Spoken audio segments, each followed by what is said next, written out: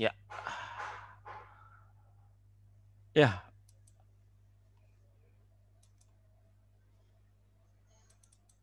Ya, baik. Hari ini kita akan membahas tentang dinamika. Jadi bab 3 dinamika, yaitu tentang hukum Newton. Ya. Jadi berbeda dengan materi yang bab 2. Bab 2 kan kinematika. Kalau kinematika kan mempelajari gerak ya, tanpa mempersoalkan penyebab gerak. Ya. Penyebab gerak itu apa? Penyebab gerak itu ya gaya ya. Nah, kalau di bab 3 ini kita akan membahas gaya tersebut dan kaitannya dengan gerak yang akan ditimbulkannya ya. Atau dengan kata lain dinamika ini mempelajari kaitan antara gerak dan gaya. Nah, hukum ya. Hukum yang merumuskan ya atau perumusan dari kaitan antara gerak dan gaya itu disebut dengan nama hukum Newton ya. Jadi pada hukum Newton itu kaitan antara gerak dan gaya itu sudah dirumuskan. Ya, ini ya. Jadi dengan kata lain kalau kita belajar dinamika itu ya sama artinya dengan mempelajari hukum Newton atau selalu diawali dengan hukum Newton dan nanti berkaitan dengan penerapan dari hukum Newton tersebut gitu ya. Ya, jadi ini ya. Jadi kita awali dengan hukum Newton.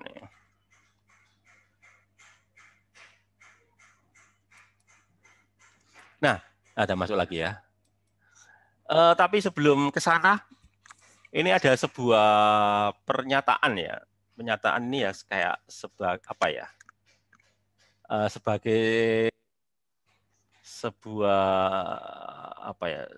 Sebuah pembetulan ya.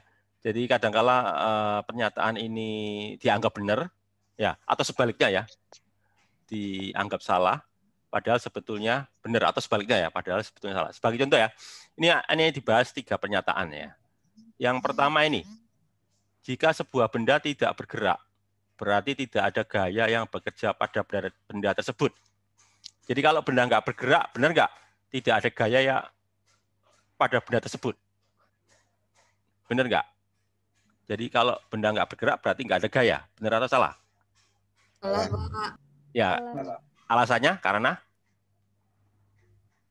Salah karena? Karena? Ada gaya. Berat. Ya ada gaya. Minimal gaya berat kan ya? Minimal gaya berat kan? Kan setiap benda pasti punya gaya berat. Apa ada kalian yang nggak punya berat? Atau apa ada benda di permukaan bumi yang nggak punya berat? Kan nggak mungkin ya. Pasti ada gaya. Terus kenapa kok nggak bergerak?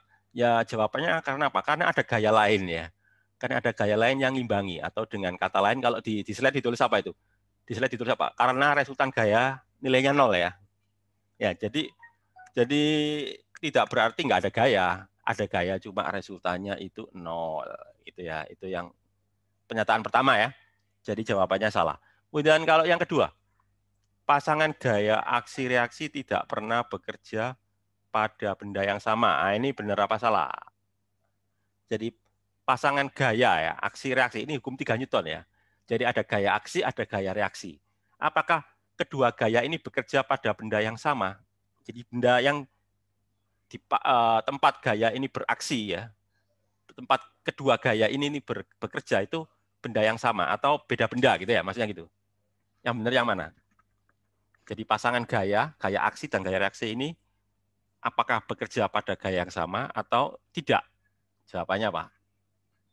Bekerja pada benda yang berbeda. Nah, itu ya.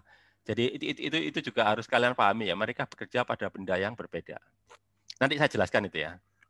Ya sering itu salah ini. Salah pengertian ya. Kemudian yang ketiga, massa sebuah benda bergantung pada lokasi. Apa benar massa itu bergantung sama posisi benda atau lokasi benda? Bergantung enggak? Enggak, Pak. Enggak, yang bergantung itu apa? Berat. Berat ya. Jadi yang bergantung itu berat, kalau massa tidak. Ya. Jadi kenapa? Karena berat itu kaitannya dengan gravitasi ya. Kan gravitasi bumi itu kan nggak sama ya di setiap tempat. Katakanlah kalau kalian di buku-buku itu menyebutkan gravitasinya 9,8 ya. 9,8 itu sebetulnya itu ya gravitasi rata-rata itu ya. Rata-rata. Jadi sebenarnya gravitasi di setiap tempat itu beda-beda. Ya, misal sebagai contoh yang gampang ya di Khatulistiwa ya. Di Khatulistiwa itu gravitasinya kecil dibandingkan di daerah kutub. Di daerah kutub itu gravitasinya besar. Ya, jadi gitu. Jadi kan nggak sama antara gravitasi di Khatulistiwa sama gravitasi di daerah kutub. Ya, sehingga benda di Khatulistiwa itu lebih ringan daripada benda kalau saya taruh di daerah kutub. Ya meskipun nggak terlalu mencolok ya, nggak terlalu signifikan ya, perbedaan beratnya nggak terlalu signifikan, tapi ya yang jelas beda gitu ya. Nah itu yang perlu kalian ketahui ya. Terus berikutnya, ini nanti kita akan membahas 3 hukum Newton ya, ada 3 hukum Newton itu ya. Jadi nanti ada hukum Newton 1, hukum Newton 2, sama hukum Newton 3. Tadi kan saya ngomong asli reaksi ya. Asli reaksi itu hukum Newton yang ketiga ya. Jadi yang hukum Newton pertama itu disebut dengan nama hukum inersia atau kelembaman. Kemudian yang hukum Newton yang kedua nanti mencari kaitan antara gaya dan percepatan ya. Terus baru yang ketiga itu nanti yang saya bahas tadi yaitu apa? Kaitannya dengan aksi reaksi tadi ya. Oke. Kita mulai yang pertama ya. Yang pertama ini adalah tentang inersia atau kelembaman.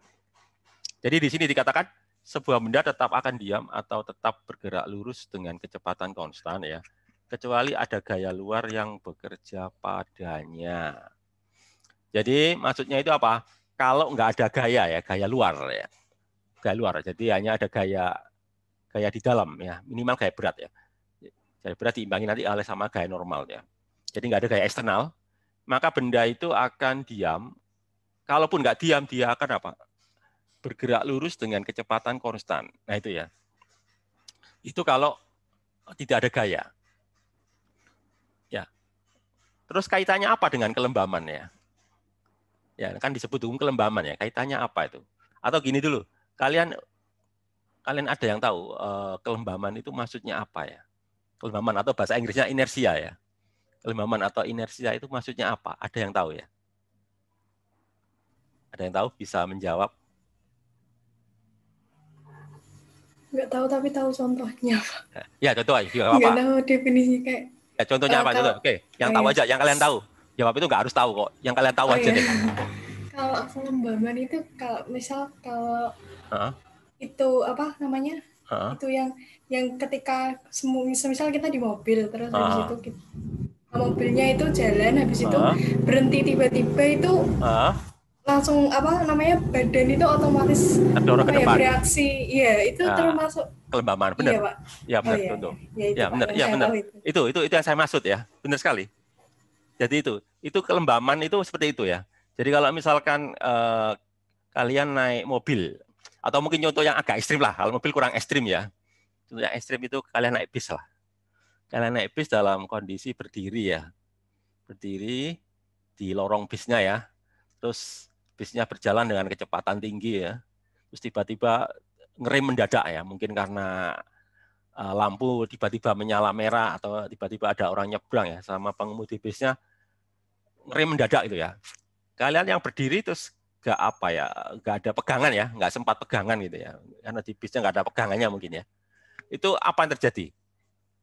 Ya tadi kan, seperti yang tadi teman kalian jawab tadi kan terdorong ke depan gitu ya. Kenapa kok sampai terdorong ke depan? Ya itu karena kelembaman.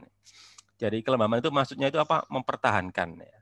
Mempertahankan keadaan benda. Ya, saya ulangi lagi ya. Kelembaman itu adalah sifat ya. Sifat benda mempertahankan keadaannya. Kelembaman adalah sifat benda mempertahankan keadaannya. Keadaan apa? Ya ada 2 keadaan. Yang pertama itu keadaan diam. Yang ketiga itu apa? Kok ketiga? Yang kedua itu adalah keadaan apa? Bergerak lurus dengan kecepatan konstan. Coba, gerak lurus kecepatan konstan itu istilahnya apa itu? Yang kita bahas kemarin di bab 2 itu. Gerak lurus. GLB. GLB ya? GLB. Jangan sampai keliru loh ya. GLB, B-nya 1 ya. Gerak lurus beraturan ya. Ya itu. Jadi gini. Jadi saya mau mengatakan ini. Kalau tidak ada gaya pada benda ya. Tidak ada gaya pada benda. Maka benda akan diam atau bergerak lurus beraturan. Itu namanya kelembaman. Jadi kelembaman itu mempertahankan keadaan. Jadi kalau diam ya tetap diam. Kalau GLB ya tetap GLB. Seperti tadi contoh tadi yang dikemukakan teman kalian tadi ya, naik mobil ya, atau ekstrimnya naik bis ya. Naik bis tiba-tiba diri mendadak itu kan terdorong ke depan ya. Kenapa kok sampai terdorong ke depan? Iya kan tadinya kan kalian bergerak kan ya. Tadinya kan kalian bergerak bersama bis ya. Tapi bisnya tiba-tiba berhenti ya. Kan dipaksa ya. Dipaksa berubah keadaan dari bergerak menjadi diam. Kan nggak mau ya. Maunya kan apa? Tetap bertahan. Kalau bergerak ya bertahan bergerak ya. Nggak mau diam. Atau sebaliknya ya. Sebaliknya itu kalau dari diam menjadi bergerak. Ya, jadi tadinya diam dipaksa bergerak gitu ya. Contoh yang paling ekstrim itu apa ya? Atau bisa juga naik bis ya. Naik bis terus pas bisnya penuh ya. Nggak dapat tempat duduk terus mungkin supir bisnya ugal-ugalan ya, bisnya langsung digas gitu ya.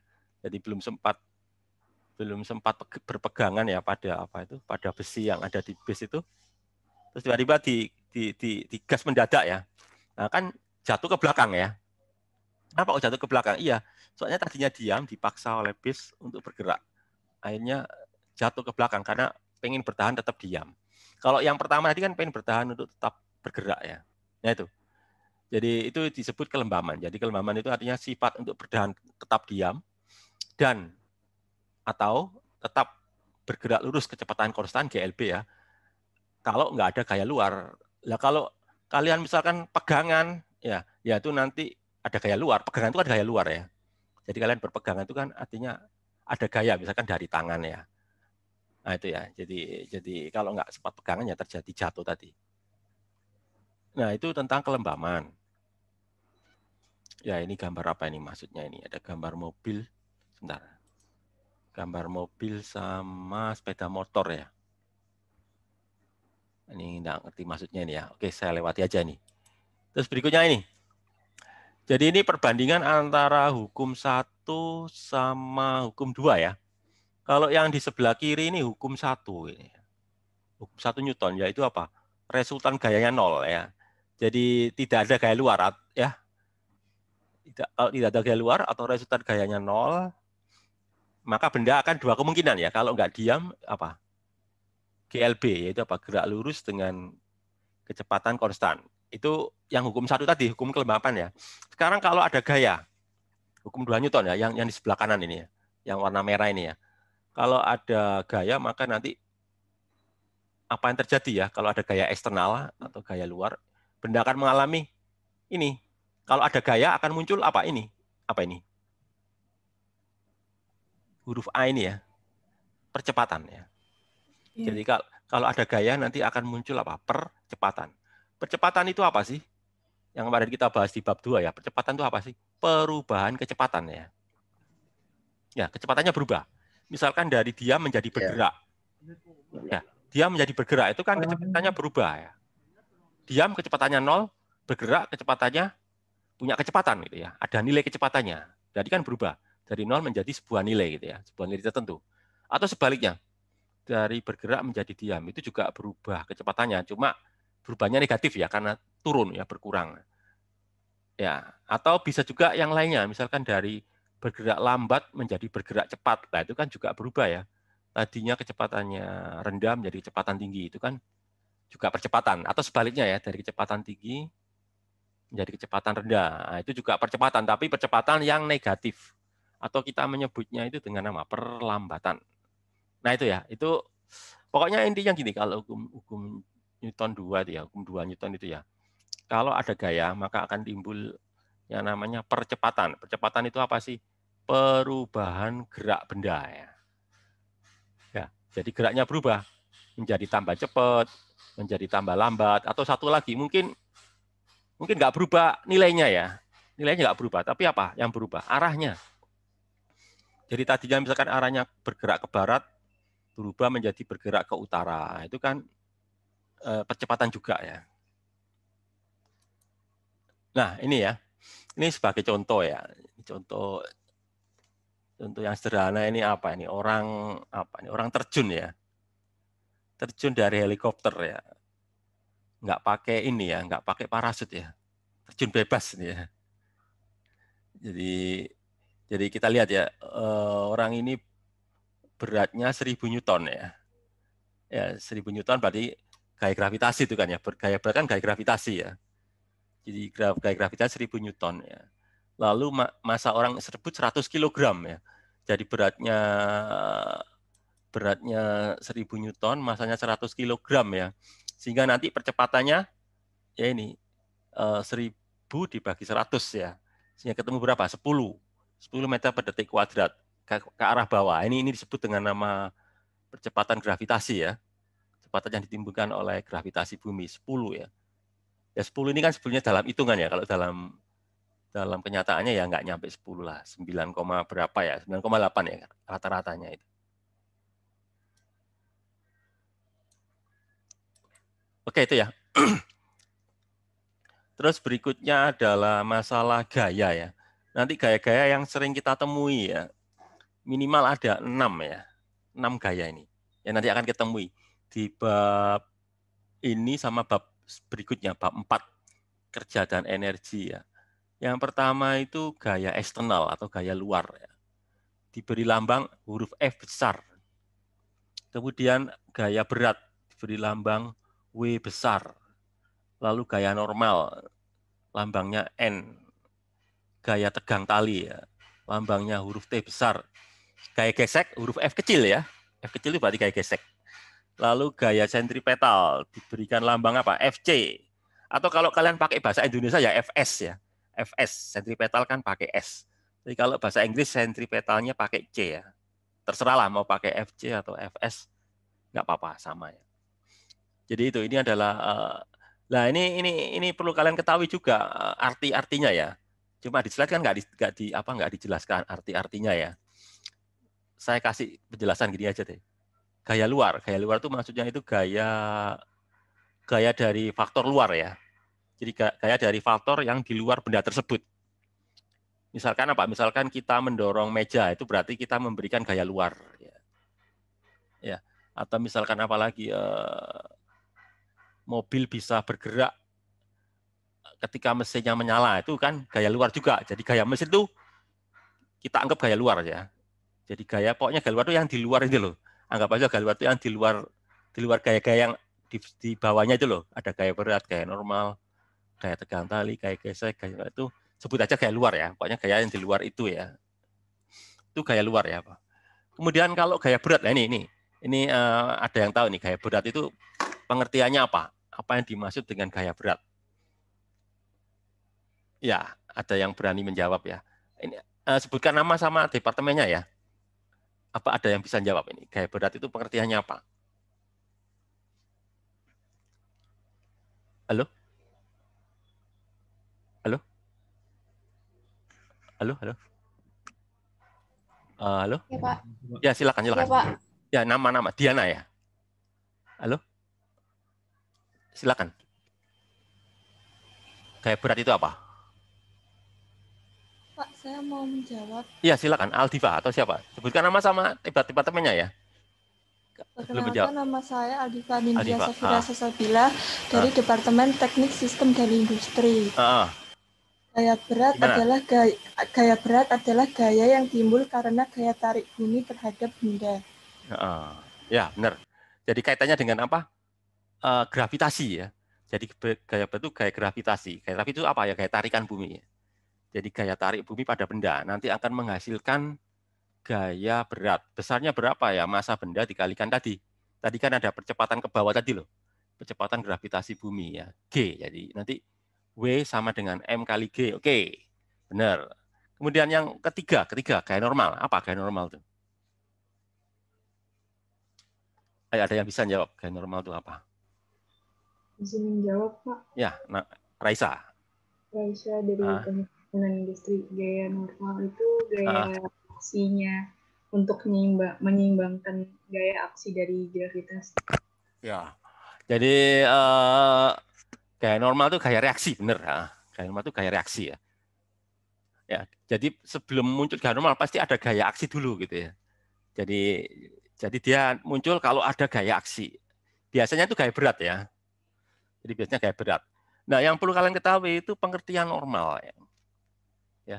Jadi ini saya jelaskan dulu. Normal di sini pengertiannya ini nggak sama dengan yang kalian kenal atau yang kalian dengar dalam istilah sehari-hari ya.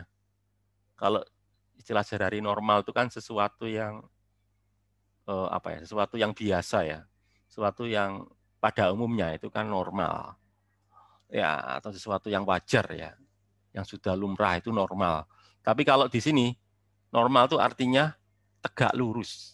Jadi ini bahasa yang dipakai oleh orang matematika ya. Jadi di matematika itu menyebut tegak lurus dengan istilah normal ya. Ya, jadi gaya normal itu artinya apa? Gaya yang tegak lurus. Tegak lurus apa? Ya tegak lurus permukaan ya, permukaan yang diberi aksi ya, gaya aksi. Jadi kalau misalkan permukaan lantai, ya arahnya itu tegak lurus lantai, biasanya ke atas ya kalau di lantai ya. Kalau permukaannya berupa dinding, ya dinding misalkan papan tulis ya, ya nanti gayanya ya tegak lurus dengan papan tulisnya ya. Kalau misalkan permukaannya berupa atap ya, atap rumah misalkan, ya tegak lurus dengan, pokoknya normal tuh gaya yang tegak lurus permukaan. Nah, gaya normal ini merupakan gaya reaksi. Jadi nggak akan muncul sebelum ada gaya aksi. Itu ya. Oke, ya. Terus berikutnya, gaya tegang tali. Ini ada yang bisa jawab. Gaya tegang tali bagaimana? Gaya tegang tali. Saya, Pak. Ya, Gibran ya. Ya, perkenalkan saya Gibran dari Teknik Industri. Dari Jadi ya. gaya tegang tali itu gaya yang bekerja di ujung-ujung tali saat tali tersebut ditarik. Jadi, bentar saya tanya dulu ya Gibran. Dia gaya reaksi atau gaya aksi Gibran? Halo? Gaya reaksi. Gaya reaksi ya. Jadi sama kayak gaya normal ya. Jadi gaya tegang tali ini juga gaya reaksi. Kan kalau nggak ditarik kan dia nggak mungkin tegang ya. Jadi mesti ada penariknya dulu kan itu ya. Ya, jadi dia muncul setelah ada aksi. Ditarik tegang, nah, baru nanti muncul gaya tegang tali. Jadi dia merupakan gaya reaksi. Berarti sama kayak gaya normal ya. Gaya normal kan gaya reaksi, gaya tegang tali itu juga gaya reaksi gitu ya. Nah, yang perlu saya tegaskan di sini itu pengertian tali ya. Jadi nanti kalau kalian mendengar kata tali itu apa ya? Apa yang ada di ini? Apa yang ada di benak kalian itu ya? Tali itu pengertiannya itu apa? Ada yang tahu tali itu pengertiannya apa? Jadi gini, tali itu jangan selalu dibayangkan ya. Kalian jangan selalu membayangkan tali itu ya seperti tali rafia gitu ya. Atau tali tampar ya, atau apa ya. Tali rafia, tali tampar, tali jemuran ya, atau apalah. Pokoknya yang kita kenal sehari-hari itu tali. Jadi pengertian tali di sini agak luas ya. Jadi lebih luas dari itu. Jadi tali itu tidak sebatas tali yang kita pakai sehari-hari ya, tali rafia, tali tampar atau tali tambang atau tali yang lain-lainnya ya. Mungkin tali kawat ya. Tapi lebih luas lagi. Jadi tali itu bisa juga berupa batang besi. Misalkan kalau kalian lihat di truk gandeng itu ya. Truk gandengan menghubungkannya kan nggak mungkin pakai tali ya.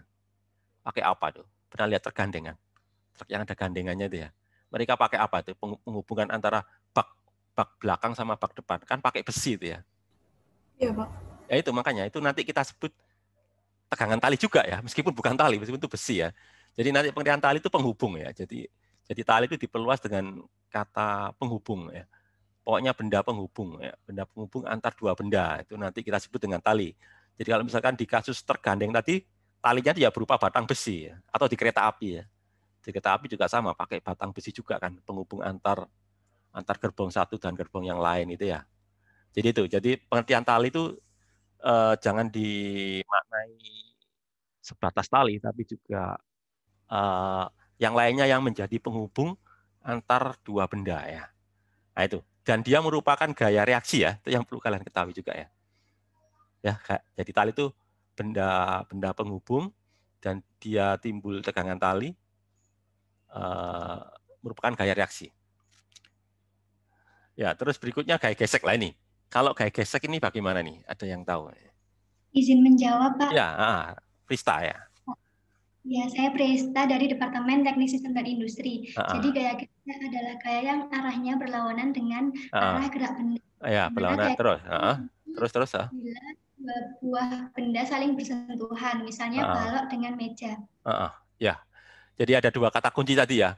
Kata kunci pertama itu apa? Arahnya berlawanan gerak benda ya, satu ya.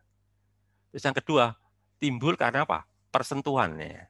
Persentuhan dua permukaan kasar. Jadi itu. Jadi gaya gesek itu adalah gaya yang timbul akibat dua permukaan kasar yang bersentuhan. Kalau contoh tadi apa tadi? Balok pada meja itu yang kasar itu apa? Permukaan meja sama permukaan bawah baloknya itu ya. Mereka kan bersentuhan. Terus yang kedua apa? Kata kunci tadi berlawanan arah ya. Jadi kalau bendanya bergerak ke kiri ya geseknya ke kanan. Kalau geraknya ke utara ya gaya geseknya ke selatan. Nah itu menjadi ciri dari gaya gesek ya. Ya, terus yang berikutnya apa ini? Sentripetal. Ini apa di sentripetal ini? Yang terakhir ini, sentripetal ini apa? Pengertiannya apa? Sentripetal. Gaya sentripetal adalah, ada yang bisa jawab? Izin menjawab, Pak. Nilam ya. Oke, Nilam dari departemen mana Nilam? Nama saya Nilam Komalasari dari Departemen Teknik Geomatika. Geomatika, ya apa? Gaya sentripetal itu merupakan gaya yang membuat benda untuk bergerak melingkar. Melingkar ya? Ya. Jadi arah gayanya kemana Nilam? Arah gayanya ke sentris itu apa? Sentris itu menuju ke pusat. Ya. Ya. Sentris ya, sentral. Sentris itu kan dari kata sentral ya. Sentral itu kan terpusat ya. Ya. Jadi gaya sentripetal itu adalah gaya yang menyebabkan benda bergerak melingkar. Arah gayanya ya ke pusat apa? Ya ke pusat dari lingkarannya gitu ya. Ya, jadi gitu. Jadi kalau nggak ada gaya sentripetal, nggak mungkin benda bergerak melingkar. Ya. Bergerak melingkar harus ada gaya sentripetal. Misalkan contohnya bumi ya, bumi mengelilingi matahari itu kan berupa lingkaran ya, anggaplah lingkaran itu ya. Harus ada gaya sentripetalnya. Apa gaya sentripetal? Ya tarikan matahari itu ya. Gravitasi matahari. Itu. Cuma nanti pengertian gaya sentripetal nanti kita perluas ya. Kita perluas nanti maksudnya gini. Pengertian sentripetal itu tidak hanya kita batasi untuk gerak melingkar penuh ya. Jadi satu lingkaran penuh. Bisa juga nanti lingkarannya hanya separuh ya. Separuh atau mungkin juga seperempat lingkaran ya. Jadi pokoknya benda yang bergerak setengah lingkaran atau seperempat lingkaran itu juga ada gaya sentripetal. Maksudnya itu gini. Maksudnya itu lebih tepatnya itu gini sih. Bentar ya, lebih tepatnya itu gini. Biar kalian paham ya. Jadi gini. Tadi saya sempat nyinggung percepatan ya. Sekarang saya tanya dulu ke kalian. Percepatan itu ada berapa macam? Percepatan ya. Percepatan atau A, akselerasi atau percepatan. Itu ada berapa macam? 2, Pak. 2. Yang pertama apa? Percepatan apa? Halo? Halo, ada yang bisa jawab? Halo? Benar, 2. Kan gravitasi sama percepatan benda gitu. Oke, gini ya. Jadi gravitasi itu contoh ya. Jadi percepatan gravitasi itu contoh. Jadi gini. Percepatan itu kan pengertiannya itu apa? Percepatan itu pengertiannya adalah perubahan kecepatan. Benar nggak ya? Percepatan itu apa? Perubahan kecepatan. Oke ya, sampai di situ bisa dimengerti ya. Nah, apa yang berubah dari kecepatan? Satu ya, bisa besarnya ya. Yang kedua bisa arahnya gitu ya. Ya, jadi gitu ya. Terus kalau besarnya bisa dua kemungkinan juga. Yang pertama itu besarnya bertambah, yang kedua apa? Besarnya berkurang. Nah, gitu ya. Nah, makanya kalau saya sih lebih mudah ya, menurut saya ya, lebih mudah membagi percepatan itu menjadi tiga jenis ya, 3 macam. Yang pertama saya sebut dengan nama percepatan, gitu aja ya. Percepatan itu artinya apa? percepatan artinya apa? Yang menambah kecepatan ya. Jadi percepatan itu adalah yang menambah kecepatan. Itu yang pertama ya. Yang kedua apa? Perlambatan. Nah itu ya. Jadi kalau yang pertama percepatan itu adalah menambah kecepatan. Yang kedua itu apa? Perlambatan. Ini apa? Yang mengurangi kecepatan. Nah itu ya. Terus ada lagi yang ketiga ya. Jadi tadi yang pertama kecepatan, yang kedua perlambatan, adalah yang ketiga. Yang ketiga ini nggak nambah dan nggak ngurangi kecepatan, cuma dia mengubah arah. Jadi nilainya nggak dirubah. Jadi kecepatannya tetap, cuma arahnya yang diubah. Jadi misalkan sebuah benda itu tadinya bergerak ke utara ya, terus berubah menjadi ke timur lah, itu ada percepatan itu. Kecepatan ini tidak mengubah nilai kecepatannya. Misalnya kecepatannya 40 lah, ya tetap 40. Cuma dia itu mengubah arahnya saja. Itu disebut dengan nama percepatan sentripetal. Nah, itu yang kita bahas ini nanti ya. Ya. Ya. Jadi gitu. Jadi nanti saya perluas ya.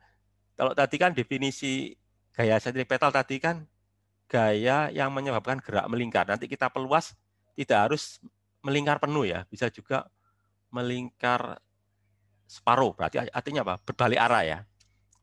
Ya, jadi benda kalau berbalik arah itu ya butuh gaya sentripetal. Misalkan tadinya ke timur, berbalik arah ke mana? Ke timur, ke barat ya. Itu juga perlu gaya sentripetal. Atau misalkan dari utara ke timur, itu gaya sentripetal. Cuma seperempat lingkaran gitu ya. Nah, itu juga yang perlu kan. Jadi saya perluas ya nanti itu ya.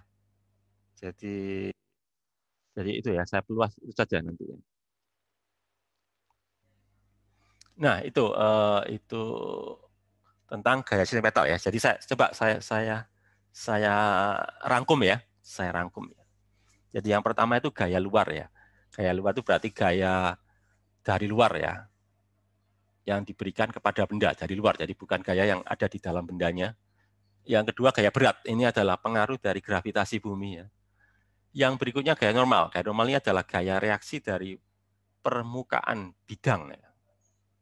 Ya, jadi permukaan bidang akan memberikan gaya reaksi. Tentunya harus ada gaya aksi. Gaya tegang tali sama. Ini juga gaya reaksi yang ditimbulkan oleh tali atau benda lain yang menjadi penghubung ya.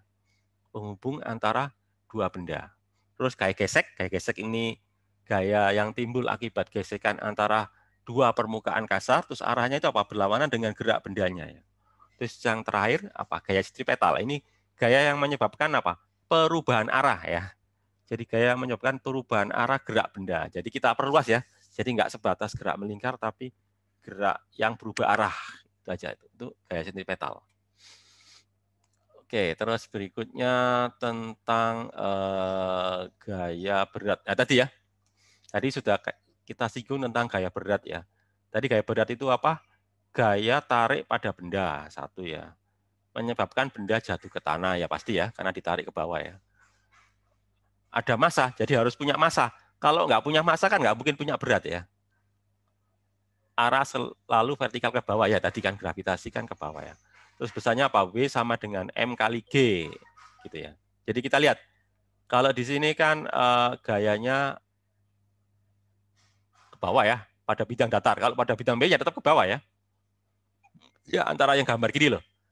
Gambar kiri kan gaya beratnya tetap ke bawah ya. Yang beda itu apa yo? Antara gambar kiri dan kanan. Apa? Gaya normalnya ya. Ya. Kalau yang kiri kan gaya normalnya ke atas persis ya, karena bidang datarnya kan gitu ya. Tapi kalau yang di kanan, gaya normalnya bagaimana? Miring gitu ya. Karena ngikuti bidang miring gitu ya. Tegak lurus dengan bidang miringnya gitu nanti. Nanti kalau yang di sebelah yang di sebelah kanannya gitu ya. Oke. Terus kemudian yang berikutnya tadi ya, gaya tegang tali. Ada tali. Talinya tegang, tidak kendor. Jadi gini, ini juga harus istilahnya disempurnakan ya. Kan tali tidak harus berupa tali yang elastis ya, tali yang lentur. Kan ada juga yang nggak lentur ya, seperti batang besi itu kan nggak lentur ya. Ini yang dibahas di sini kan hanya berlaku untuk tali-tali yang lentur ya, seperti tali karet mungkin ya, tali karet atau tali tampar dia yang lentur. Tapi kalau berupa batang besi atau kawat yang kencang itu, atau nanti ya nggak kelihatan kedornya ya. Itu ya. Jadi ini hanya berlaku, nomor 2 ini hanya berlaku untuk yang elastis. Kemudian bila tali tak bermassa, T di ujung tali sama besar ya. Jadi nanti anggapannya talinya kita anggap masanya kecil ya. Jadi kalau dia berupa batang itu ya batangnya kecil ya. Soalnya kalau nggak gitu nanti nggak sama loh ya.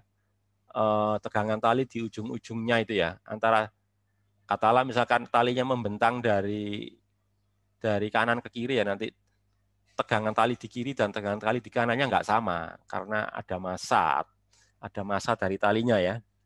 Tapi kalau dianggap masanya kecil atau diabaikan maka nanti ya sama ya. Kemudian yang keempat, pada katol tak bermassa, T di kiri kanan katol sama ya. Jadi biasanya nanti khusus untuk bab 3 dan bab 4 ya, nanti kalau membahas katrol itu anggapannya katrolnya itu tak bermassa, bukannya katrolnya nggak bermassa ya. Bermassa sebetulnya itu. Cuma ada yang diabaikan. Yang diabaikan itu apa sih? Gerak rotasinya. Ya. Loh, kenapa? Iya, kalau ada gerak rotasi nanti kan ada energi rotasi gitu ya. Sehingga nanti muncul yang namanya torsi nanti ya. Nah itu. Jadi khusus untuk bab ini sama bab nanti ya, bab 4 itu untuk rotasi kita abaikan dulu. Nah, nanti baru setelah bahas bab 5 ya. Setelah bahas bab 5, jadi setelah ini ya, setelah tengah semester ya. Nanti baru kita perhitungkan. Putaran katolnya kita perhitungkan. Jadi itu. Jadi inilah kira-kira gambarnya seperti ini ya. Jadi kalau yang pertama ini ya. Ini kan apa ini? Bola ya. Bola digantung ya. Katakanlah beratnya bola ini W1, maka nanti timbul tegangan tali T1. Jadi reaksinya kan ya. Gaya aksinya itu W1, gaya reaksinya itu T1 ya. Ya, ini anggapannya talinya nggak bermassa. Tapi kalau talinya bermassa seperti di sini ya, maka nanti antara ada yang masuk ya. Nanti antara T2 dan T3 nanti nggak sama ya. Karena ada tambahan ini berat tali gitu ya. Maka nanti berlaku ini T3 sama dengan T2 ditambah WT ya. Jadi tegangan tali yang ke atas itu lebih besar dari tegangan tali yang ke bawah karena ada tambahan ini berat tali ini ya. Tapi kalau diabaikan ya nanti T3 sama. Jadi nanti di soal nanti kita bahas yang ini ya. Kita nanti lebih banyak bahas yang apa itu? Yang massa talinya diabaikan ya. Kita nanti nggak terlalu nggak terlalu mempersoalkan massa tali ya. Massa talinya dianggap kecil gitu. Diabaikan. Terus berikutnya apa ini?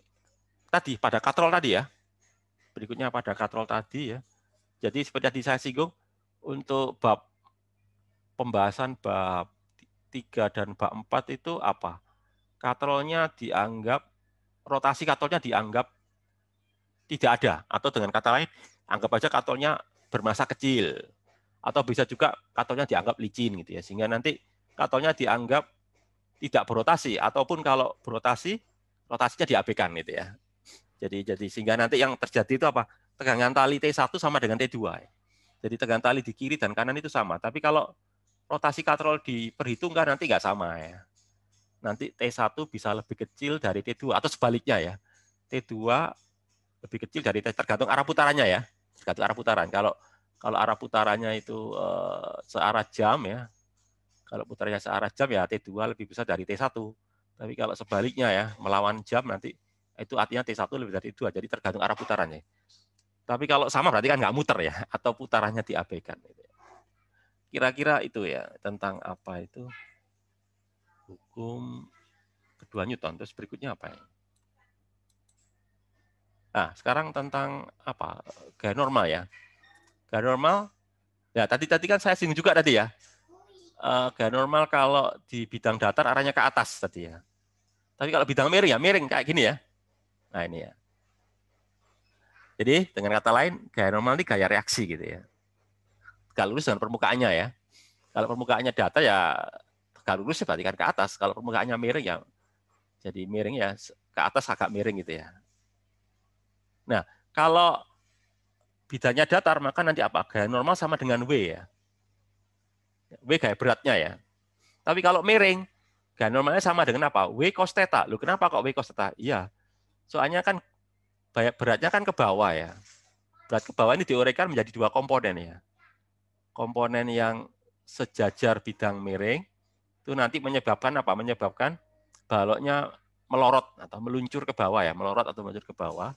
Sementara yang satunya lagi yang tegak lurus bidang miring ini nekan nanti ya. Jadi yang nekan ini disebut W cos theta. Jadi W cos theta ini adalah gaya yang nekan bidang miring. Sementara yang satunya lagi W sin theta tadi yang menyebabkan baloknya meluncur menuruni bidang miring ya. Ya yang nekan ini nanti menimbulkan gaya aksi ya. Ya, jadi W cos theta ini gaya aksinya, reaksinya ya ini N. Sehingga nanti N sama dengan W cos theta ini untuk bidang miring. Ya, terus berikutnya lagi tentang gaya gesek. Ya, gaya gesek tadi sudah saya singgung tadi ya. Gaya yang timbul karena apa? Pergesekan antara dua permukaan kasar. Ya, terus apa? Yang menjadi ciri itu adalah apa? Berlawanan arah dengan gerak benda ya.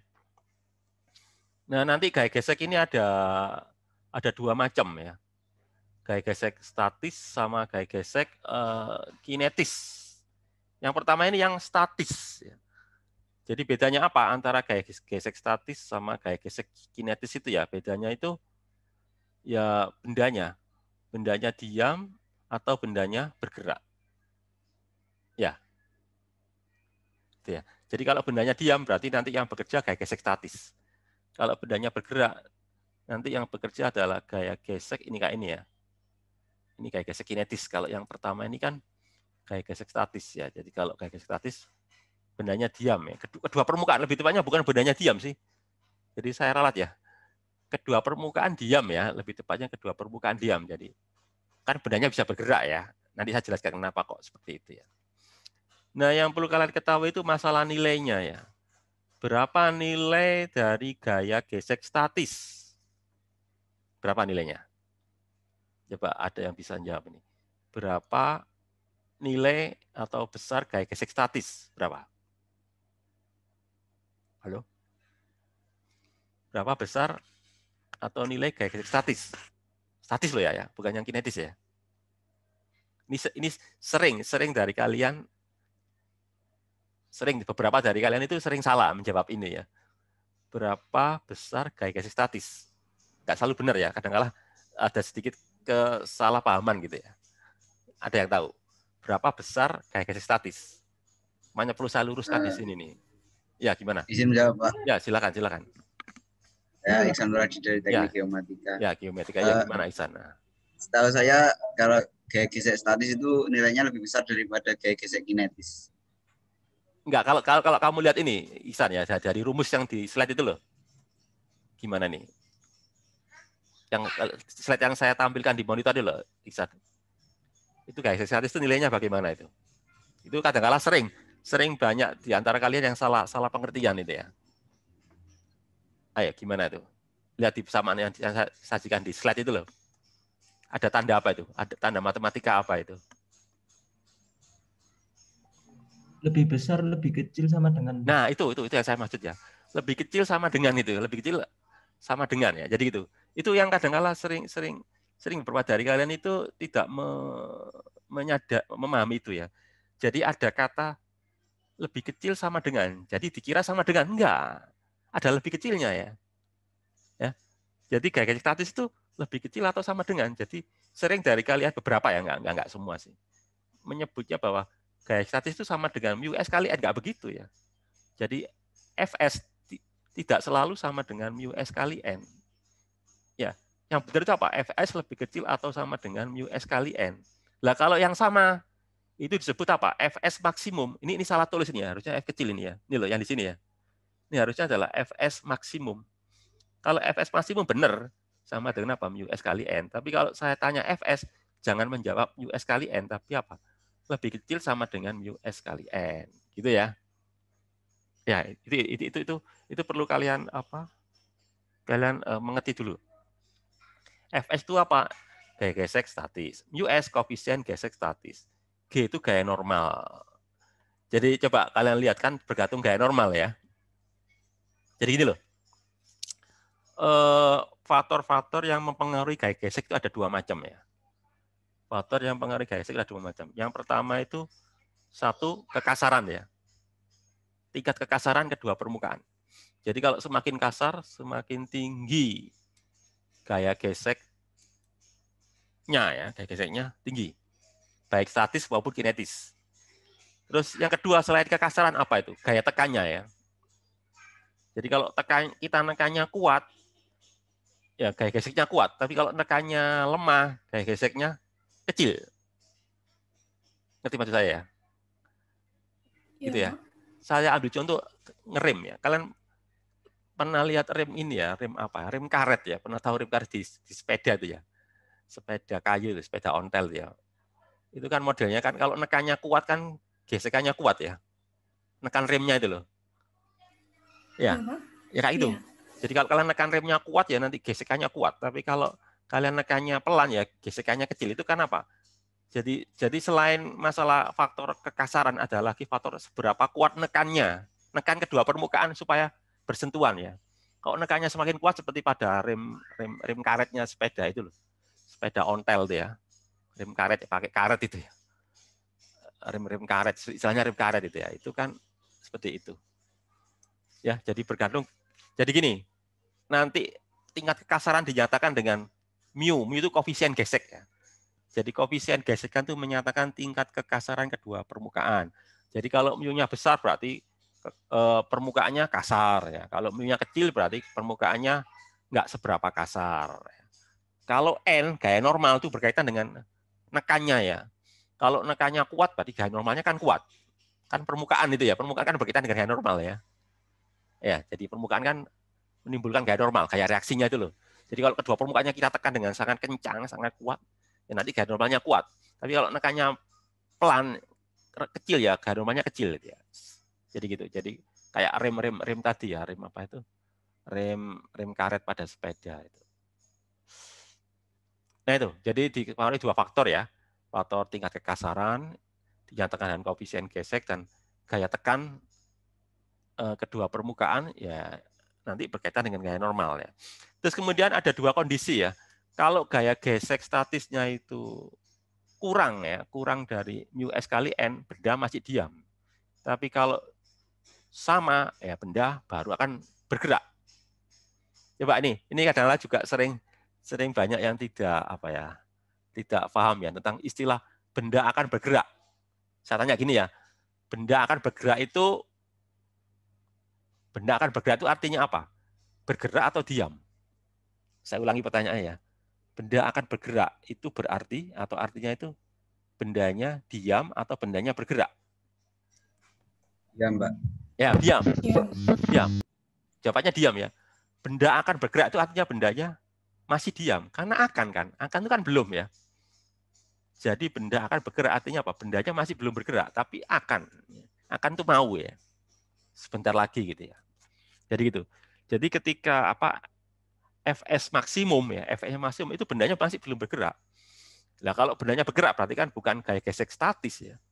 Kan sudah ganti namanya apa? Gaya gesek kinetis yang berikut ini. Nah, ini baru bendanya bergerak. Ya, kalau ini bendanya bergerak ini. Jadi sama kan ya. Cuma kalau ini sama dengan. Nah, ini makanya tadi saya tanyai ya. Jangan dicampur aduk ya antara statis sama kinetis. Kalau kinetis Fk sama dengan μk kali N. Kalau statis, jangan menyebutkan seperti itu. Tapi kalau statis apa? Fs lebih kecil atau sama dengan gitu ya. Lebih kecil sama dengan μs kali N. Beda itu ya. Nah, terus tadi ada temanmu tadi yang jawab, biasanya gaya gesek kinetis atau lebih tepatnya koefisien ya. Biasanya koefisien gesek kinetis lebih kecil daripada koefisien gesek statis. Biasanya begitu ya. Jadi koefisien gesek statis itu biasanya lebih besar ya. Jadi μs lebih besar dari μk. Jadi μs-nya besar, μk-nya kecil. Biasanya begitu ya. Umumnya ya. Ya, mungkin ini bisa menjelaskan ini yang di sini. Nah, ini loh. Ini kan ada dua kondisi ya. Yang di sebelah kiri ini bendanya masih diam. Yang di sebelah kanan ini bendanya sudah bergerak, gitu ya. Kalau di sebelah kiri bendanya masih ada apa? Gaya gesek Fs. Karena masih diam. Kalau yang di sebelah sini, gaya geseknya disebut Fk ya. Jadi maksudnya itu gini, ketika gaya luar ini F ini gaya luar ya.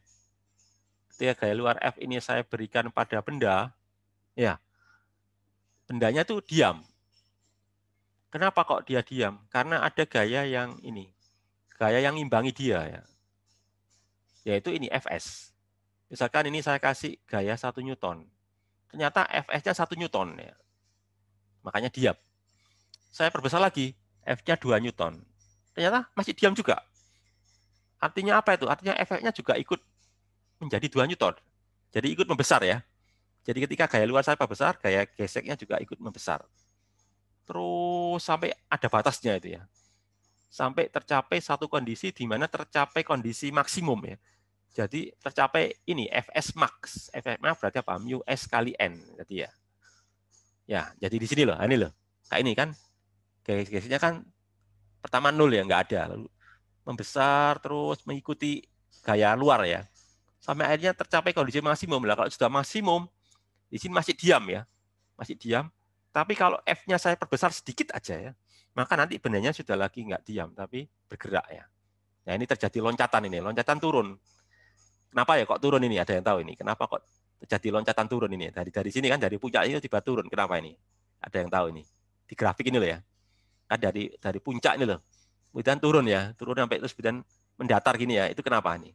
Pertanyaan saya kenapa kok turun ini ya? Ada yang bisa jawab itu? Halo? Ada bisa ngasih jawaban? Kenapa kok terjadi penurunan? Kok nggak langsung mendatar itu ya? Kok nggak? Ya, ada yang bisa jawab? Halo? Ya, Pamela ya, Pamela.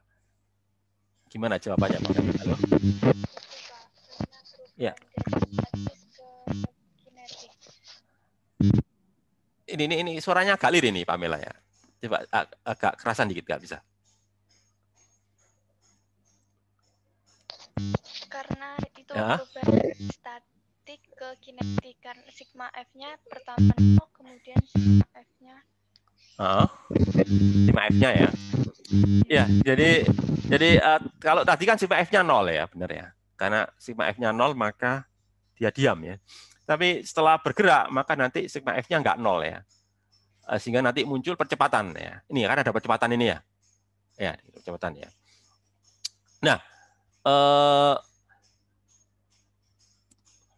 ya itu juga salah satu. Tapi yang paling penting lagi itu gini. Kalau kita lihat ya, antara mu S sama mu K itu loh, besar mana? Antara mu S sama mu K. Kembali ke tadi yang saya jelaskan tadi ya. Besar mana? Apa mu S sama mu K? Besar mu S. Ya, mu S besar, ya itu. Ya, jadi salah satu faktor yang dominan selain percepatan ya, percepatan bisa juga. Tapi yang paling dominan sebetulnya adalah ini, yang paling dominan ya, itu adalah faktor mu gitu ya. Biasanya mu S lebih besar dari mu K, makanya kan terjadi penurunan ini loh. Ya, selain ada faktor tadi, resultan F tadi ya, tapi yang paling dominan itu adalah faktor ini, faktor koefisien geseknya. Jadi turun itu karena koefisien gesek mu K itu lebih kecil dari mu S gitu ya. Nah, di sini nanti timbul percepatan ya. Ini tadi ada A ini tadi loh, di sini kan ada percepatan itu ya. Nah, terus berikutnya apa ini? Gaya sentripetal ya. Oke. Tadi sudah saya singgung ya. Gaya sentripetal ini gaya yang menyebabkan satu, gerak melingkar ya, yang sebenarnya. Yang kedua, kita perluas. Jadi nggak cuma gerak melingkar, tapi apa? Gaya yang menyebabkan apa? Perubahan arah benda. Perubahan arah gerak benda ya. Jadi gaya sentripetal adalah gaya yang menyebabkan benda berubah arah. Ya, selain benda bergerak melingkar. Gerak melingkar kan berubah arah tadi ya. Nah, ini ya. Terus berikutnya apa ini? Tentang diagram gaya bebas. Nah, ini mungkin perlu kita bahas karena nanti berkaitan dengan ini ya, bahas soal-soal itu ya. Biasanya kalau kalian bahas soal itu, kalian kan kadang diminta untuk menggambar ini ya, diagram gaya-gayanya ya. Jadi misalkan seperti contoh ini, misalkan ya, Contoh ini loh. Jadi ada orang naik apa ini? Mobil kok gini ya? Mungkin kereta ya. Orang naik kereta, tapi keretanya bukan ditarik oleh kuda ya, tapi ditarik oleh manusia ini. Wah, ini mesti lucu ini ya. Keretanya ditarik manusia. Terserah lah, anggap aja ini kereta ditarik ya. Ada berapa gaya kereta yang ditarik seperti ini? Ada berapa gaya? Nih, ada berapa gaya nih? 3, Pak. Ya, yang pertama, gaya pertama yang muncul apa? Pasti gaya berat ya. Nah, ini sama ditulis ini. Yang pertama gaya berat. Gaya berat ini kan menimbulkan aksi ya. Timbul reaksi yaitu ini kan gaya normal ini. Gaya normal. Terus tadi kan ditarik ya, ditarik pakai tali ya. Maka nanti muncul apa? Nih, gaya T. Ya, kalau ditarik ya, kalau misalkan dia mobil kan, masa mobil ditarik? Mobil ya pakai mesin ya. Nanti T-nya kita ganti. T-nya bukan gaya tali, tapi gaya mesin ya. Gaya luar ya. Kalau mesin kita sebutnya dengan gaya luar ya. Pokoknya gaya di luar yang di bawahnya itu ya. Gaya mesin, F besar lah, gaya luar gitu ya. Ke sini lagi. Oh, sekarang masuk ini ya, hukum ketiga ya. Ya, hukum ketiga oke lah. Hukum ketiga ini disebut dengan nama hukum aksi-reaksi. Jadi, kalau ada gaya aksi, maka akan timbul gaya reaksi. Ya, jadi mungkin ini, terus sifatnya itu apa? Gaya pasangan tadi ya. 1 sama besar, 2 berlawanan arah, dan 3 bekerja pada 2 benda. Ini nanti akan saya jelaskan agak detail ya. Bekerja pada 2 benda yang kenapa kok perlu saya jelaskan? Soalnya banyak di antara kalian itu yang sering salah mengartikan ini ya. Kalau sama besar oke paham ya, berlawanan arah paham. Cuma yang ini bekerja pada 2 benda yang berbeda. Ini nanti yang perlu saya jelaskan agak rinci ya. Oke. Jadi itu. Sama besar, berlawanan arah. Terus ini yang terakhir ya. Ini contoh-contohnya ya. Slide terakhir ini ya. Jadi contoh, misalkan ini ya. Ini kan ada bola ya.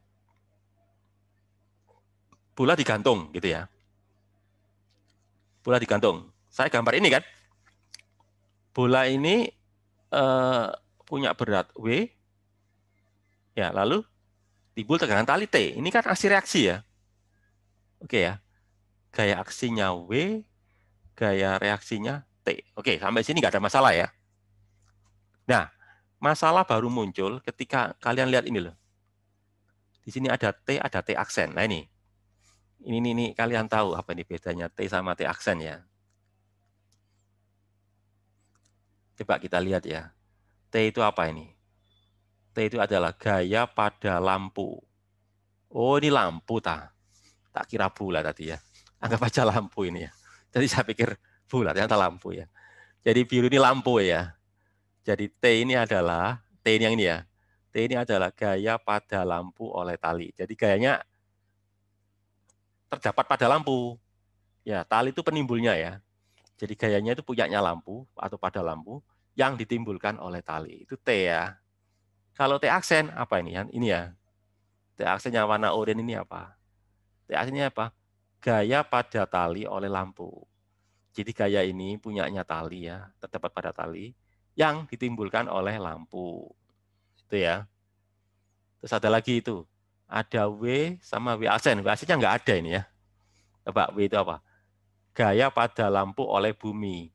Maksudnya itu berat ya. Bumi itu kan berat ya. Tanah ya. Jadi W aksen itu W itu berarti apa? Gaya pada lampu ya, gaya beratnya lampu ya. Oleh tarikan bumi maksudnya gitu ya.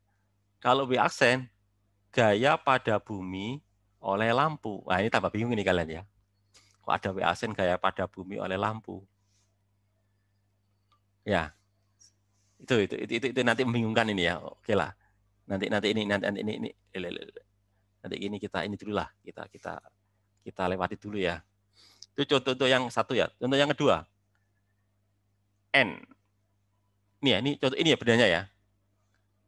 Di sini ada berapa gaya ini? Coba kalian hitung ada berapa gaya ini. Jadi ceritanya ini balok ya. Balok ditaruh di lantai. Ya. Kalau balok saya taruh di lantai, ya, ada berapa gaya? Tanya saya gini dulu. Balok berada di lantai, ada berapa gaya? 3. 1 apa? Yang pertama muncul pasti gaya apa? Gaya berat. Gaya berat. Gaya berat, benar. Pasti gaya berat itu gaya pertama. Dia nekan lantai, timbul gaya apa? Normal. Normal. Terus apa lagi? Gesek. Nah, itu sebetulnya itu ya tergantung baloknya. Jadi sebetulnya bukan 3 sebenarnya, bentar ya. Bentar. Saya ulangi lagi ya. Jadi sebenarnya kalau balok saya taruh di lantai gayanya cuma 2. Yaitu apa? Gaya berat dan sama gaya normal. Loh, kok ada gaya gesek? Gaya gesek kan karena didorong ya. Kalau nggak didorong kan nggak mungkin ada gesekan gitu ya. Jadi ada gaya luar. Ada gaya luar dulu. Nah, di sini yang kurang ini gaya luarnya ya. Jadi harusnya cuma 2 aja. Tapi kalau ada gaya luar nanti jadi 4 itu ya. 1 gaya berat, 2 gaya normal, 3 gaya dari luar, F ya, gaya penggerak. Terus yang keempat baru gaya gesek. Biasanya urutannya gitu ya. Tapi itu nanti nggak kita persoalkan dulu lah. Yang penting dulu. Ini yang kadang-kadang membingungkan tuh ini loh. Di sini ada apa? N merah. N merah ini apa? Gaya pada benda oleh permukaan lantai maksudnya ya. N ini loh, N yang arahnya ke atas ini loh. N arah ke atas ini ya. N arah ke atas ini adalah gaya pada benda oleh permukaan lantai. Jadi punyanya benda yang ditimbulkan oleh permukaan lantai. Terus ada lagi P ya. P ini apa? Gaya tekan pada permukaan oleh benda. Jadi P ini adalah gaya pada lantai ya.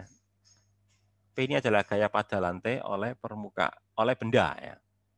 Oleh benda. Kemudian ada lagi W. W itu gaya pada benda oleh bumi, maksudnya gaya berat ya. Gaya pada balok yang ditimbulkan oleh gravitasi. Terus ada lagi W aksen lah ini. W aksen ini yang bikin bingung ya. Gaya pada bumi oleh benda. Nah, ini kayak tadi tuh ya. Gaya pada bumi oleh lampu tadi ya, W aksen ini. Terus ada lagi tadi apa? F kecil. Nah, ini baru muncul kalau ada gaya luar ya. Ada F kecil, ada F kecil aksen ya. Kalau F itu apa? Gaya gesek pada benda oleh permukaan lantai. Jadi gaya gesek pada benda oleh permukaan lantai. Terus kalau F aksen, gaya gesek pada permukaan oleh benda. Oke, saya mau tanya ke kalian ya. Kira-kira dari keterangan di slide terakhir ini, kalian tambah bingung atau tambah jelas? Halo? Saya tanya dulu. Kalian sebutkan aja, jujur aja. Kalian tambah bingung atau tambah jelas kalau melihat apa ini slide terakhir ini, keterangan-keterangannya di sini? Saya masih bingung, Pak. Bingung, Pak. Bingung. Bingungnya di mana? Slide terakhir ya, saya bahas. Kalau yang lainnya kan gampang ya, bisa ditangkap ya. Nah, ini kan paham ya. Tadi kan coba, ya kenapa kok saya tanya gitu? Soalnya kelas yang hari Senin kemarin banyak yang tanya tentang slide terakhir ini ya. Apakah kalian menurut kalian sendiri bagaimana? Saja kelas hari Senin kemarin banyak yang tanya di slide terakhir ini. Kalau dari kalian sendiri bisa menangkap maksudnya dari apa slide halaman terakhir ini? Kalau bingung-bingungnya di bagian apa ini menurut kalian? Bagaimana? Letak bingungnya di mana? Itu Pak, kan gayanya ada pasangan aksi-reaksinya itu. Ya. Kadang kalau di soal itu nulis yang nyari sigma F-nya itu bingung. Kadang itu dua-duanya saya masukin gitu. Iya, oke. Dua-duanya aksi-reaksi. Ya, benar. Apa yang ditanyakan Gibran ya? Ya, benar Gibran ya? Iya, Pak. Iya, yang ditanyakan Gibran itu sebenarnya persoalan yang sering dialami oleh banyak dari kalian ya, mahasiswa ya. Jadi sering bingung di situ. Makanya ini perlu saya tekankan di sini loh. Jadi gini, ini akan lebih gampang ya kalau bendanya itu saya pisah ya. Jadi sebenarnya gini loh. Sebenarnya slide terakhir ini menjelaskan tentang aksi reaksi gitu loh. Intinya itu ya. Cuma memang akan bingung kalau bendanya nggak stabil. Maksudnya itu gini loh. Kan dia ngomong pasangan aksi reaksi. Jadi ada banyak pasangan. Misalkan ini ya. Ini loh, misalkan N sama P ini satu pasangan ya. Ini loh. N sama P ini satu pasangan. Ini loh. Jadi ini ya. N dan P ini satu pasangan aksi reaksi. Siapa lagi? Ada lagi nih. W dan W aksen. Ini W ya. W aksennya nggak digambar, soalnya pada bumi ya, pada bumi tanah. Lalu ada lagi nih, ada F sama F aksen, itu pasangannya.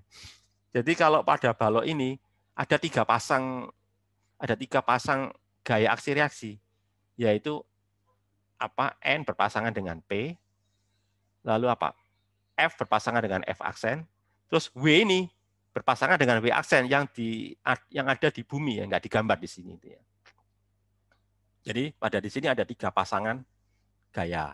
Sementara yang di lampu ini ada berapa pasangan gaya? Ada dua pasangan gaya, yaitu ini kan T sama T aksen. Terus berikutnya apa? Pasangan W ini W sama W aksen. W-nya ada di sini, W aksennya nggak digambar. Ini kaitannya dengan yang di ini ya, di permukaan bumi ya, di bumi, permukaan bumi gitu. Jadi itu ya. Jadi maksudnya itu ada di sini ada dua pasang gaya, di sini ada tiga pasang gaya. Tapi sebenarnya masalahnya bukan itu ya, bukan masalah pasangan-pasangan itu. Tapi tadi seperti yang ditanyakan Gibran tadi, yang mana gitu ya ketika kita menghitung sigma F-nya itu ya, itu menjadi penting gitu ya. Oke, untuk lebih jelasnya itu begini ya, yang ditanyakan Gibran tadi ya. Sebentar ya, saya mau ambil whiteboard dulu ya. Nah, ini kan dulu.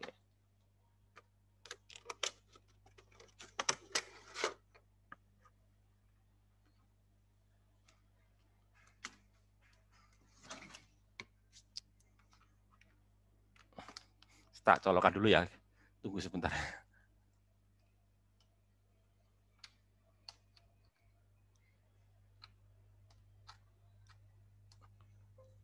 Oke ya.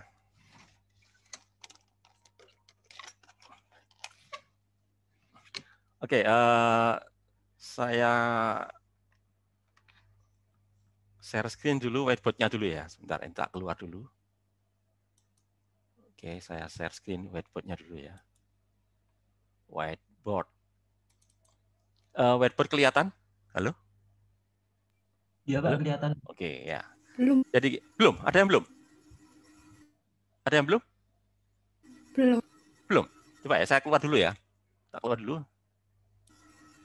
Nah, ini kembali ke Zoom-nya ya. Oke ya, saya kembali ke Zoom. Saya masuk lagi. Ini ya, oke. Bagaimana? Whiteboard sudah nampak di monitor? Sudah, Pak. Sudah, Pak. Nah, ya, oke ya, semua sudah nampak whiteboard ya? Sudah. Oke ya. Jadi gini, saya kasih ilustrasi itu gini ya. Jadi misalkan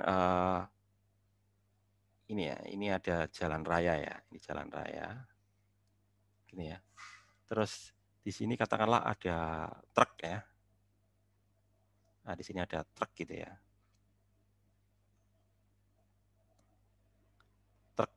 Truknya ini bak terbuka ya. Nah, katakanlah gini ya, ini truknya ya. Nah, misalkan ini truk ya. Nah, ini truknya ya. Ya, di truknya ini baknya terbuka ya, nggak pakai apa itu, nggak pakai dinding gitu ya. Terus di sini dia ada kayak lemari lah. Ada lemari dibawa oleh truk ini ya. Lemarinya nggak diikat ya. Jadi hanya ditaruh gitu aja ya. Lemarinya nggak diikat, ditaruh di bagian apa itu, bagian belakang truk, terus truknya nggak dikasih itu bak ya. Pokoknya truk terbuka lah. Jadi mungkin kayak truk terbuka gitu ya. Ini ya, gini nanti ya. Ini pengemudinya ya misalkan ya. Nah, truknya misalkan bergerak ya dengan percepatan misalkan ke sana ya. Dia bergerak dengan kecepatan ini. 5 meter per sekon kuadrat. Oke ya.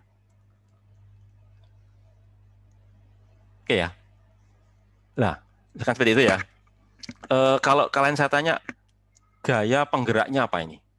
Gaya penggeraknya sehingga semuanya mempunyai percepatan 5 meter per detik itu apa? Gaya apa?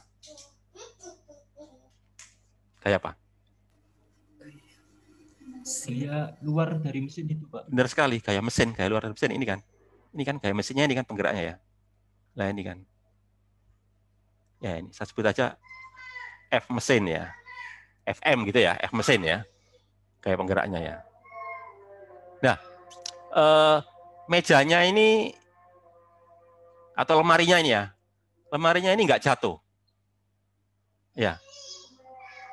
Berarti ada apa kalau dia nggak jatuh?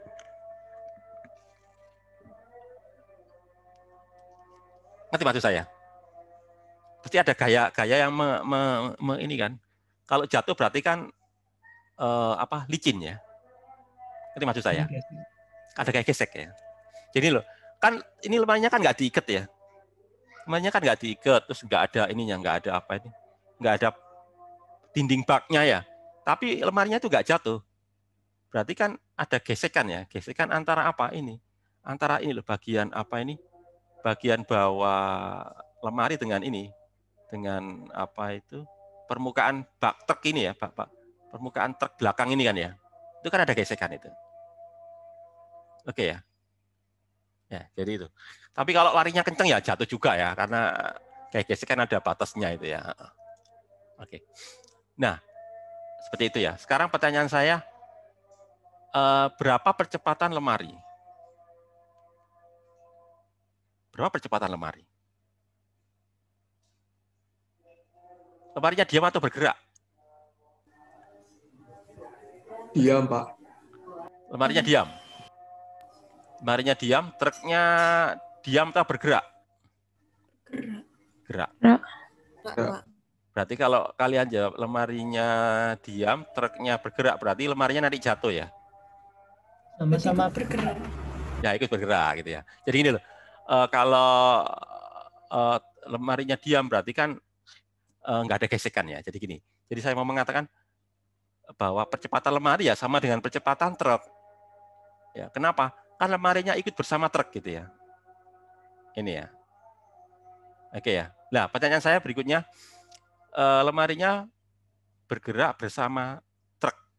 Ya. Apa yang menyebabkan lemari menjadi ikut bersama truk? Apa yang menyebabkannya? Jawabannya adalah apa? Gaya apa? Kan dia nggak diketali. Kalau dia diketali nanti kan timbul gaya tegangan tali ya. Atau kalau dia di apa itu ada bak truknya nanti kan timbul gaya pada permukaan dinding truk kan gitu ya. Gaya normal nanti ya. Tapi kalau seperti ini apa yang menyebabkan truknya itu lemarinya itu ikut bersama truk, gaya apa itu? Gaya gesek, Pak. Iya, gaya gesek ya. Oke ya. Gaya geseknya arahnya kemana? Searah benda atau berlawanan benda? Berlawanan gerak benda? Berlawanan. Oke ya. Berarti kalau ini truknya bergerak kemana? Ke kanan ya. Berarti gaya geseknya ke kiri ya. Berarti ya. Oke. Gaya geseknya ke kiri ya. Ini saya mau jelaskannya yang ditanyakan tadi. Gibran kalau nggak salah dia tanya. Nah, gini ya. Ini saya sebut. Sebentar. Ini pertanyaan saya. Gaya gesek apa ini? Kinetis apa statis?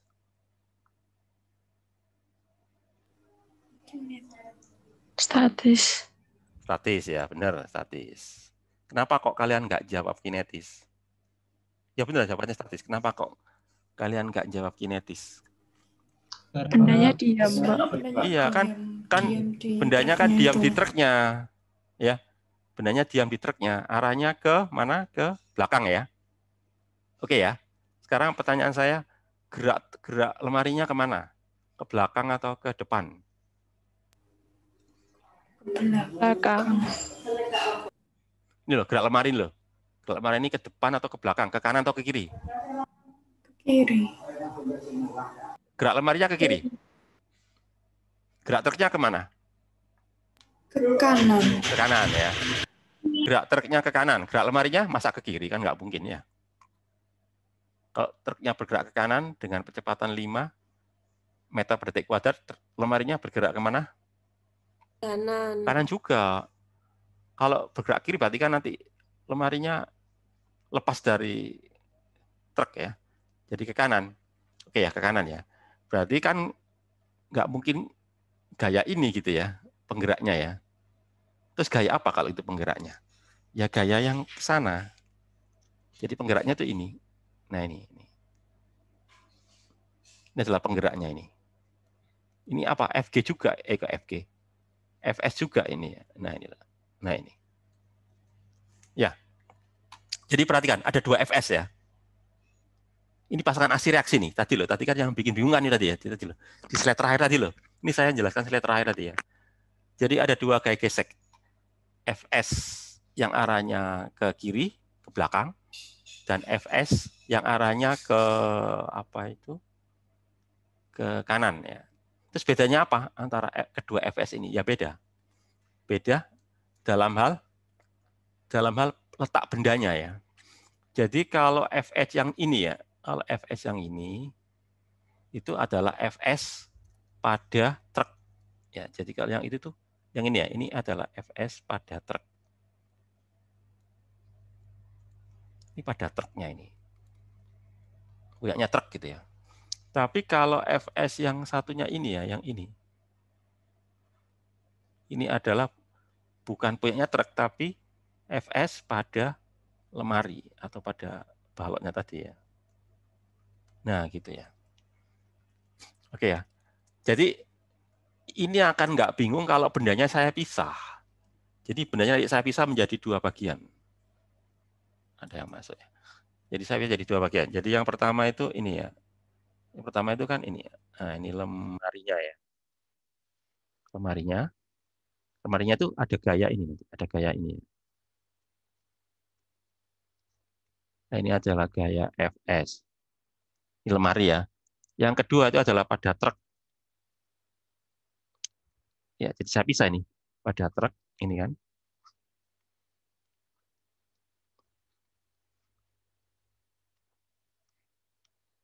Nah, ini pada truk ini. Ada berapa gaya? Ini yang pertama itu gaya mesinnya ya. Ini gaya mesin.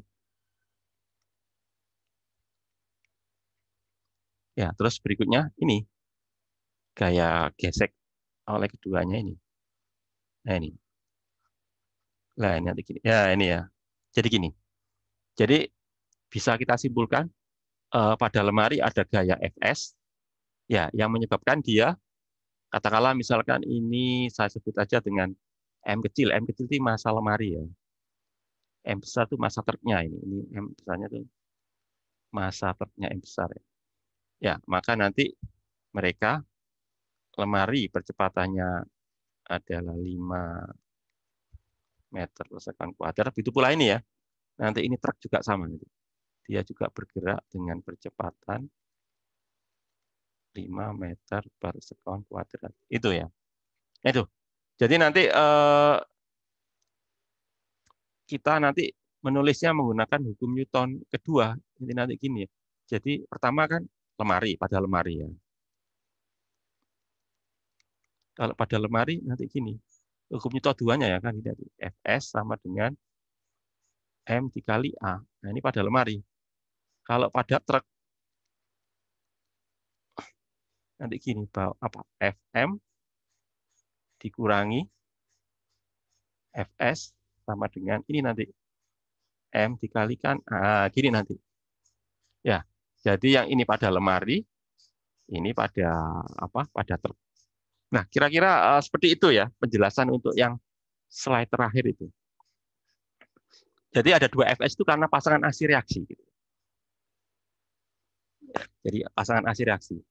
Jadi yang apa itu, yang di belakang, yang arah ke belakang itu adalah gaya gesek yang dimiliki oleh truk pada truk ya. Sementara yang ke depan itu adalah gaya gesek yang apa dimiliki oleh balok. Gitu ya. Sampai di sini bisa dimengerti apa yang saya maksud itu. Halo, masih bingung? Atau bagaimana? Ada pertanyaan lagi? Halo? Masih ada 2 menit lagi. Bagaimana? Ada yang belum Pak ngeliatnya. Hah? Belum Pak ngeliatnya. Masih belum jelas. Iya, masih mencerna. Oh ya, oke, gini aja. Atau gini. Kalau misalnya kalian saya tanya ya, apa yang terjadi kalau gaya gesek statisnya nggak ada? Apa yang terjadi? Atau kedua bak truk itu licin, apa yang terjadi? Tanyanya gini aja. Lemarinya jatuh. Nah, jatuh kan? Iya, Lemarinya jatuh. Lemarinya jatuh, kan kecuali diikat tali ya. Kitanya gitu ya. Jadi ini nggak diikat tali. Jadi ceritanya dia tuh nggak cuma ditaruh gitu aja ya. Nggak diikat tali, nggak dikasih apa papan dinding itu ya, dinding bak truknya kan ada papan biasanya. Itu. Jadi cuma ngandalkan apa? Ngandalkan gesekan antara apa bagian bawah lemari ya dengan dasar atau dasar dari ini truknya itu ya, bagian pengangkut truknya itu ya. Jadi itu. Jadi dia ngandalkan gaya gesek itu.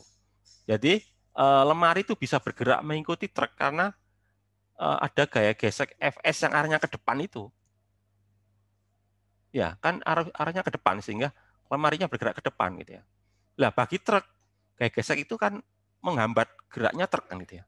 Jadi kalau misalkan dia nggak bawa lemari kan nggak ada Fs sehingga gerak truknya lebih kencang ya. Ya kan? Jadi gini loh. Kalau kalian lihat kalau dia bawa lemari kan pada truk kan ada gini, Fm dikurangi Fs ya. Sama dengan ini bukan M kecil ya, maaf, ini M besar ya. Maaf, ini saya ralat ya, ini adalah M besar ya. Ya gitu ya.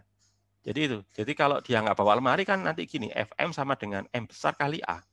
Berarti kan nanti percepatannya tinggi gitu ya. Tapi kalau dia bawa lemari kan muncul Fs gitu ya, sehingga nanti percepatannya jadi lebih kecil ya, lebih pelan. Tapi bagi lemari, Fs ini menyebabkan dia bergerak kan gitu ya. Kalau nggak ada Fs kan dia nggak bergerak, artinya dia nanti jatuh ya.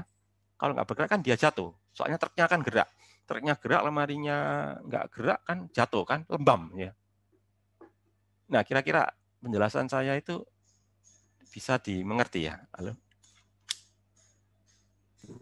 Iya Pak, bisa Pak. Bisa ya. Jadi seperti itu. Ya gimana? Ada yang tanya lagi gimana? Halo? Silakan. Gibran ya? Halo. Ya gimana Gibran? Nah. Enggak, tadi saya bilang sudah bisa dipahami. Bisa ya, jadi gitu. Jadi ya karena waktunya juga sudah mau habis ya, saya akhiri aja ya. Nanti kalau ada yang nggak jelas dengan topik, soalnya kemarin slide terakhir ini banyak ditanyakan ya sama yang kelas hari Senin itu ya. Nanti bisa ditanyakan di di pertemuan selanjutnya ya. Untuk besok lusa kan asisten ya. Ya saya kira itu dulu ya. Sampai ketemu lagi minggu depan ya. Soalnya asisten kan hari Kamis ya. Ya sampai ketemu lagi. Assalamualaikum warahmatullahi wabarakatuh. Oh ya, jangan lupa nanti absennya tadi sudah tahu ya. Coba lihat atau dicat ulang kode absennya ya. Kalian chat ulang di chat Zoom bagi yang baru masuk terlambat tadi ya. Terus jangan lupa nanti diisi berita acaranya ya.